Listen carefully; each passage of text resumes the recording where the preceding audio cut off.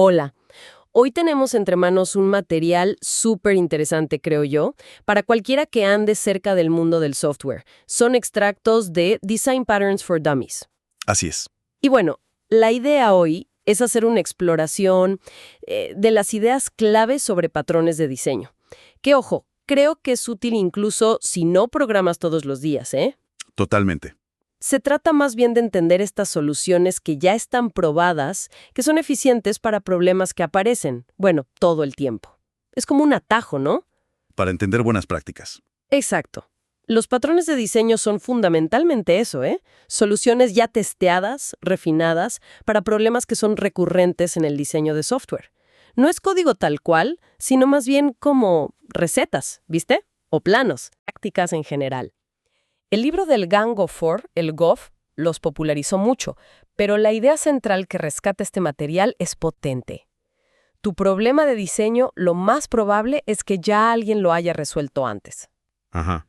Entonces, usar patrones es como aprovechar la sabiduría colectiva, ¿no? La experiencia de muchísimos desarrolladores. ¿Entendido? Pero, a ver, surge la pregunta obvia. ¿Por qué no simplemente me pongo a programar y voy resolviendo lo que salga? O sea, ¿cuál es la ventaja real de pararse a pensar en patrones? Bueno, es una buena pregunta. El material menciona algo de evitar los parches, ¿no? Esas soluciones rápidas que después te complican la vida para mantener o extender el software. Habla de ahorrar tiempo y esfuerzo, pero a largo plazo. Precisamente. Es que si solo codificas sobre la marcha, corres el riesgo de terminar con algo muy rígido. Claro, la típica frase de no reinventar la rueda que mencionan. Exacto. Los beneficios más claros son la reutilización, la extensibilidad y sobre todo la mantenibilidad del código. Sin una estructura pensada, se vuelve muy difícil cambiar o adaptar las cosas después. Ajá. El material da un ejemplo, creo que con un analizador XML.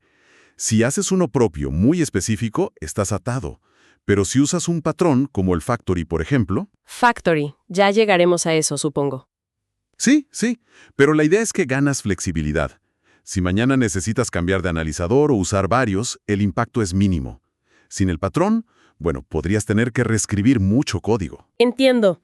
Y esto, supongo, tiene que ver con los principios básicos de la programación orientada a objetos, ¿verdad? Eso de abstracción, encapsulamiento...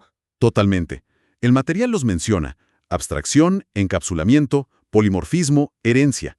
Los patrones de diseño en gran medida son aplicaciones inteligentes de esos principios para resolver problemas concretos. Claro. De hecho, hay dos consejos clave que resalta el libro y que son una manifestación directa de esto. Primero, favorecer la composición sobre la herencia. Ah, el famoso «tiene un» versus «es un». Ese mismo. Suele dar más flexibilidad. Y el otro, que para mí es quizás el más fundamental, encapsular lo que cambia. Encapsular lo que cambia. Suena clave, sí. ¿Y cómo se ve eso en la práctica? ¿Podríamos ver algún patrón que lo ilustre bien? Claro. Un ejemplo perfecto es el patrón Strategy, la estrategia. El capítulo 2 del material lo explica bien. Imagínate que modelas vehículos. Un coche de carreras, un helicóptero, un jet, ¿vale? Todos tienen una acción, go, moverse, pero obviamente la forma en que se mueven es súper distinta.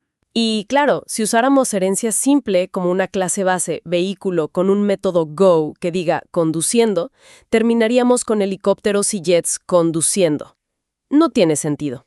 Ese es el problema que plantea, ¿cierto? Exacto. Ahí es donde Strategy entra a jugar. La idea es, definís una familia de algoritmos que son las distintas formas de moverse. Ok. Encapsulas cada forma en una clase separada, por ejemplo. Conducir, volar normal, volar rápido. Todas implementan una interfaz común, digamos, algoritmo-movimiento. Ajá. Y ahora viene lo importante.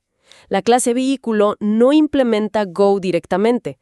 En lugar de eso, tiene una referencia a un objeto algoritmo-movimiento. Composición. Entonces, el vehículo le delega la acción Go a ese objeto algoritmo que tiene. Justamente, estás aislando el comportamiento que varía la forma de moverse del resto de la clase vehículo, encapsulando lo que cambia. Clarísimo. Y lo bueno es que podés cambiar ese algoritmo incluso en tiempo de ejecución. El ejemplo del libro habla de un jet que podría usar un algoritmo de rodar por pista al inicio. Ujú. Y luego cambiar a volar rápido una vez que despega. ¡Qué potente! Mucha flexibilidad. Exacto. Maneja muy bien las variaciones en el comportamiento. Muy bueno el ejemplo de Strategy. Ahora, si Strategy nos ayuda a cambiar comportamientos, ¿qué pasa si lo que necesito es añadir, como funcionalidades, responsabilidades, a un objeto que ya existe, pero sin tocar su código? El material menciona otro patrón para eso, ¿no? Sí, ahí entramos en otra forma de buscar flexibilidad. El patrón decorator, el decorador. Está en el capítulo 3. La analogía del libro es buena. Pensá en vestir a alguien. A ver, Le pones una camisa, después una chaqueta, quizá un sombrero. Cada prenda añade algo, pero no cambia a la persona base. O el ejemplo de la compu que dan. Tenés la unidad base y le querés sumar un disco, un monitor, una lectora de CD. interesante. ¿Y cómo se hace eso sin modificar la computadora base? No suena fácil añadirle costo o descripción dinámicamente. Bueno, ahí está lo ingenioso del patrón. Usa una estructura de envolturas, de wrappers. Tenés tu objeto base, la computer. Ok. Y después creas clases decoradoras, como disk, monitor, CD. Estas clases comparten la misma interfaz que el objeto base, y cada decorador envuelve al objeto anterior. ¿Cómo que lo envuelve? Claro, lo contiene. Por ejemplo, el decorador disk contiene una referencia a la computer, y cuando le pedís la descripción, devuelve la descripción de la computer más, no sé, plus disco duro. Ah. Y el monitor podría envolver al objeto disk, que ya envuelve a computer, y su descripción sería la del disk más plus monitor. Ah, ya veo. Es como una muñeca rusa, ¿no? Cada capa le agrega algo. Y puedes combinarlas como quieras. Exactamente. Te permite añadir responsabilidades dinámicamente. El material menciona un ejemplo real muy bueno, las clases de entrada-salida, las I/O de Java. Cierto, lo leí. Tienes un input stream básico y lo puedes envolver con un buffered input stream para hacerlo más rápido con buffering. Y a eso quizás lo envolves con un data input stream para leer tipos de datos primitivos. Cada capa suma una capacidad. Y esto se conecta con otro principio de diseño, ¿verdad? El de abierto-cerrado. Exacto. La clase base está cerrada a que la modifiques, pero está abierta a que la extiendas usando decoradores. Muy elegante. Tiene mucho sentido. Ya vimos cómo manejar comportamientos que cambian, strategy, y cómo añadir responsabilidades, decorator. Pero hay otra cosa clave, crear objetos. El material dice que a veces el simple new se queda corto, ¿no? Correcto. El capítulo 3 también habla del patrón factory, la fábrica, justamente para eso. El problema aparece cuando la lógica para decidir qué tipo específico de objeto crear se complica o cambia seguido. Claro, si llenas tu código de new clase concreta y después tenés que cambiar esa clase, es un lío. Exacto. Tenés que ir a buscar y cambiar en un montón de lugares. El ejemplo del libro es con conexiones a bases de datos. Quizás necesitas Oracle Connection, SQL Server Connection, MySQL Connection, y cuál usar depende de la configuración o de otras cosas. Y la solución Factory sería centralizar esa creación. En esencia, sí, encapsulas la lógica de creación en un objeto aparte, la fábrica. En vez de que tu código diga New Oracle Connection, le pide a la fábrica, che, dame una conexión. Y la fábrica decide cuál dar. Eso es, la fábrica sabe cómo crear el objeto correcto. El material muestra una versión simple donde le decís a la fábrica qué tipo quieres, pero también lo diferencia de la versión más formal del GOF, que es el Factory Method. Ah, hay una diferencia importante entre la idea general de fábrica y el Factory Method como patrón formal. Sí, la diferencia principal está en la flexibilidad y la extensibilidad. El Factory Method normalmente usa una clase base abstracta o una interfaz. Ponele Connection Factory en el ejemplo del libro. Ok. Esa interfaz tiene un método abstracto, como Create Connection, y son las subclases concretas de esa fábrica, como Secure Connection Factory o Fast Connection Factory, las que implementan ese método y deciden qué clase específica instanciar. Secure Oracle Connection, Fast SQL Server Connection, etc. Entiendo. O sea, la decisión final de qué objeto crear la toma la subclase de la fábrica. Exacto. Esto desacopla mucho más tu código cliente de las clases concretas. Podés introducir nuevas familias de productos de conexiones en este caso, sin tocar el código que las usa. Es un nivel más de interacción, pero para sistemas complejos es muy útil. Entendido. Más flexibilidad, aunque quizá un poquito más de estructura inicial. Parece un buen intercambio en muchos casos.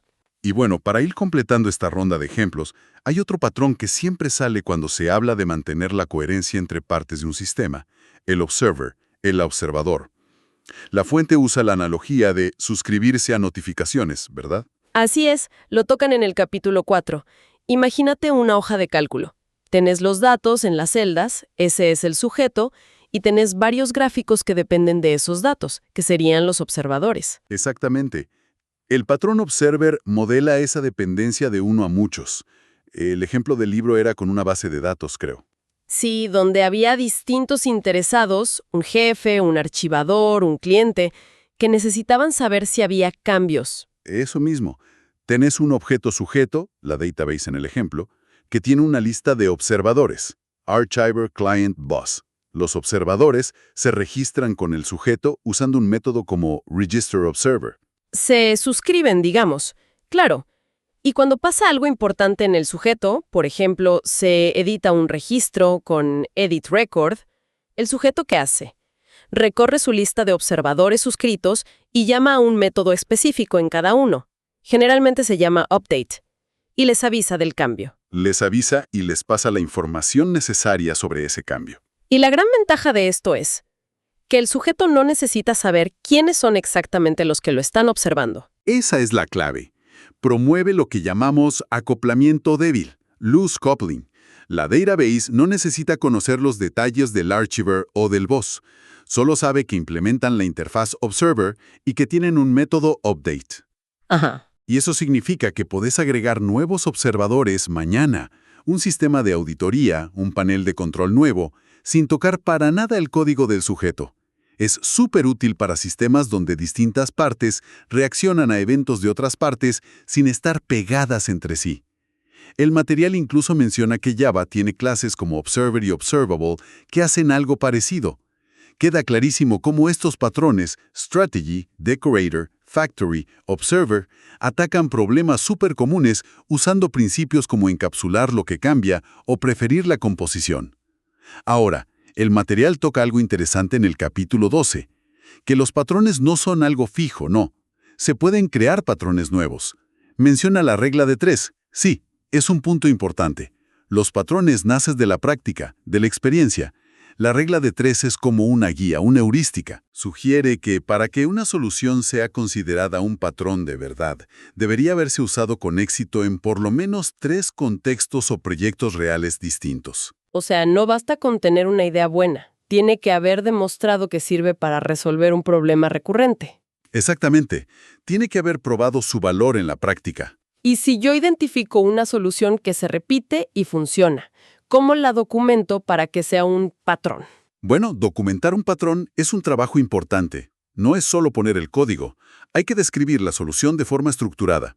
El libro da un ejemplo de cómo se podría documentar un patrón inventado, el veto, donde una petición pasa por varios objetos y todos tienen que decir que sí.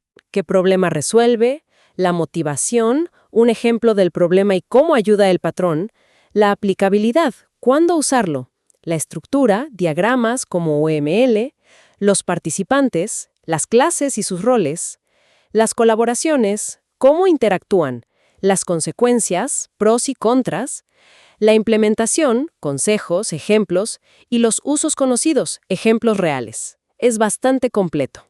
Sí, la idea es capturar la esencia de una solución probada para un problema recurrente, siempre aplicando buenos principios de diseño. Hay comunidades y sitios como el Portland Pattern Repository o el de Hillside Group que se dedican justamente a eso, descubrir, documentar y discutir patrones. Muy bien. Entonces, resumiendo un poco esta exploración que hicimos con los extractos de Design Patterns for Dummies, los patrones nos dan soluciones probadas para problemas típicos del software. Guías conceptuales que nos ayudan a aplicar buenas prácticas de orientación a objetos, buscando reutilización, flexibilidad, mantenibilidad. Exacto. Básicamente, nos ayudan a no empezar de cero cada vez y a construir sistemas más sólidos. ¿Qué significa esto para alguien que trabaja con software o incluso que lo usa? Significa, creo yo, que dedicarle tiempo a pensar en la estructura, en cómo prever y manejar los cambios, en cómo reusar lo que ya existe, paga muchísimo. no es solo escribir código que ande hoy, sino que sea entendible, adaptable y fácil de mantener mañana. Claro. El valor principal, para mí, es doble. Por un lado, aprovechas toda esa experiencia colectiva que está metida en los patrones. Y por otro, te dan un lenguaje común. Poder decir, acá podríamos usar un strategy, o esto huele a observer, hace que los equipos puedan discutir diseños complejos de forma mucho más eficiente. Son herramientas para pensar y para comunicar sobre diseño. Totalmente de acuerdo. Y ya para cerrar, me queda una reflexión inspirada un poco por todo esto, pero yéndonos un poquito del software. Hablamos de patrones como soluciones estructuradas a problemas recurrentes en código. ¿Será que este pensamiento basado en patrones, esto de identificar problemas repetitivos, buscar soluciones probadas, pensar en componentes, interacciones, no podría ser útil también fuera del software? Interesante. ¿A qué te refieres? Pienso en cómo organizamos un proyecto complejo, o la estructura de un equipo de trabajo, la logística de un evento grande, incluso cómo abordamos problemas sociales que se repiten. ¿Será que buscar y aplicar conscientemente patrones de solución podría llevarnos a enfoques más robustos, más adaptables, más eficientes también en esos otros campos? Es una idea provocadora, ¿eh? Aplicar esa mentalidad de diseño estructurado y basado en soluciones probadas a otros dominios. Exacto, es algo para darle una vuelta, ¿no? Para seguir pensando. Definitivamente. Bueno, ha sido una conversación súper clarificadora sobre patrones de diseño. Muchísimas gracias por compartir este material. Un placer, como siempre. Hasta la próxima.